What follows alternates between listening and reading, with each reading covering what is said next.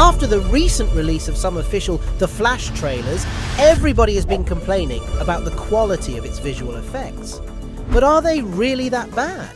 Are the VFX companies pushing themselves too far? Or as viewers, have we just become more critical?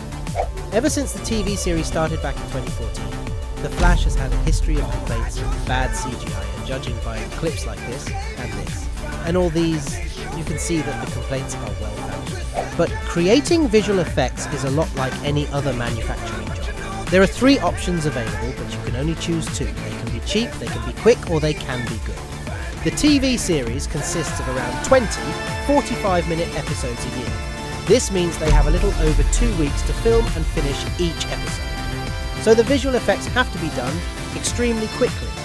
Also, each episode costs around $3 million to make. Now this may sound like a lot, but compared to Game of Thrones at between 6 and 15 million an episode, Stranger Things Season 4 at 30 million an episode, and The Boys at 11 million an episode, it's actually pretty cheap. So if the Flash episodes are quick and cheap, the VFX can't possibly be that good. However, as the series gained popularity, its screenplays became more fantastic, and so the visual effects had to become more spectacular.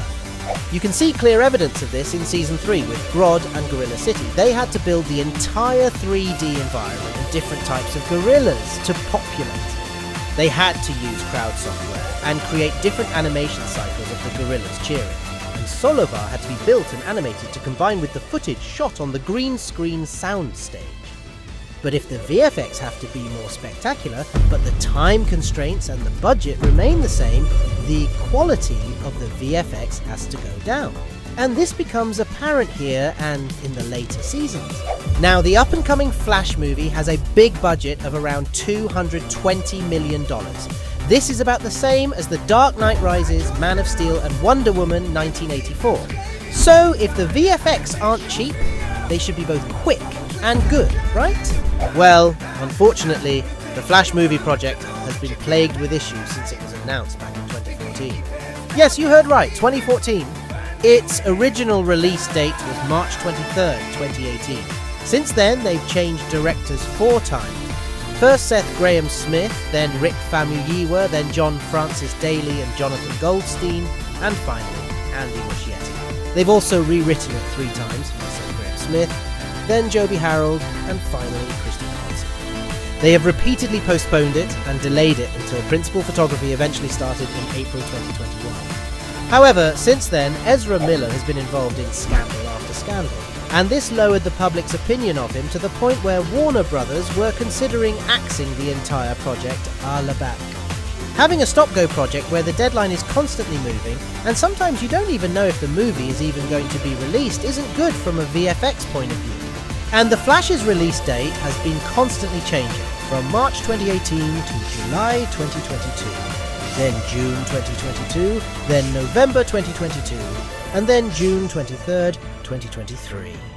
Now there's a rush to finish for June 16th, or is it June 15th? Well, anyway, this rush shows in some of the trailer's visual effects. But let's not get too judgmental. These issues could be corrected in the final movie. If you look at this scene where Barry saves Iris, the visual effects are actually pretty impressive. They set up multiple lights on set to get the light bouncing off his face. The car, the truck, and most of the background are all CGI and very realistic. Iris's hair also had to be CG to be able to control its speed and manipulate it in flash time. The same was true for her clothes too, and the entire scene, from the debris floating around to the way they try to understand the physics of flash time by having him gently and smoothly turn and move her around, really adds to the realism and makes for a thoroughly convincing effect. And if they have enough time, this could end up being true for all of the effects of the movie. But even if it isn't, we still get to see the greatest Batman that has ever been, Michael Keaton. You want to get nuts? Let's get nuts.